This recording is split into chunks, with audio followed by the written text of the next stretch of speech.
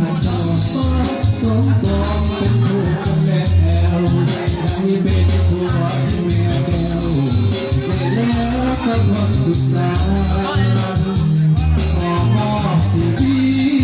จิตใจให้อยู่เดียวกันต่างก็พัฒนาถึงมันไปฝันครั้งวันนี้บ้าง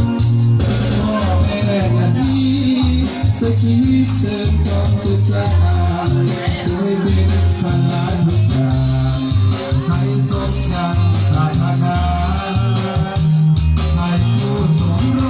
สสมรักสมดังโบรา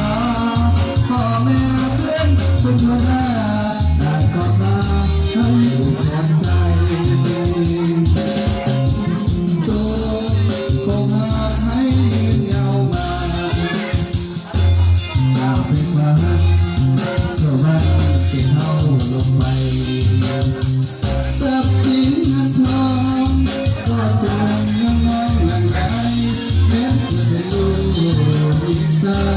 ให้เลิศด้วยคำปฏิมา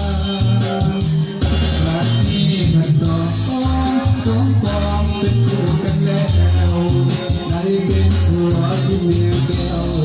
แค่แล้วก็ความสุขสันต์แม่ยามหักลาที่ใส่อาภัยให้ใจดวงใจสองจะหยุดบั้นก็ขัดขวางผัวเดียวมีเดียว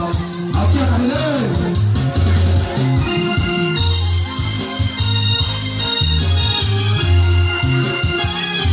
เอายืดใส่กันเลยมันเลื่อนเลื่อนเลื่อนนี่นะ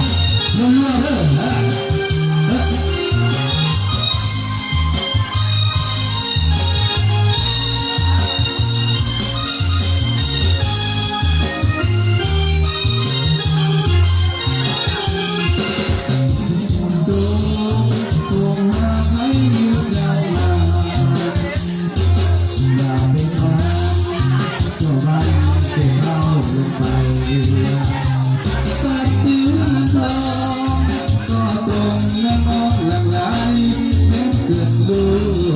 อีกสายให้เลือกด้วยคำปฏิภา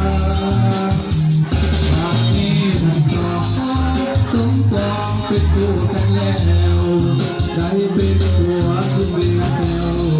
แค่แล้วก็ความสุขสันต์แง่ยามพัดพาที่ใส่อาภัยให้กัน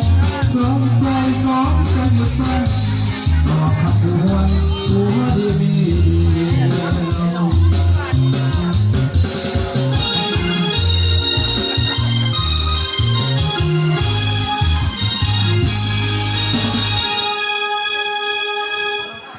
อาชญาพตีเลยวันจันทร์เราตัดตัวที่ถุงยาเลยตัวที่หัวเนี่ยย่าเอาตัวนี้แต่ได้เนี่ยแต่ตัวที่พี่เล่าแล้วก็ต้องตอนยาที่ตะวันตอนที่ใช้ๆเลยย่า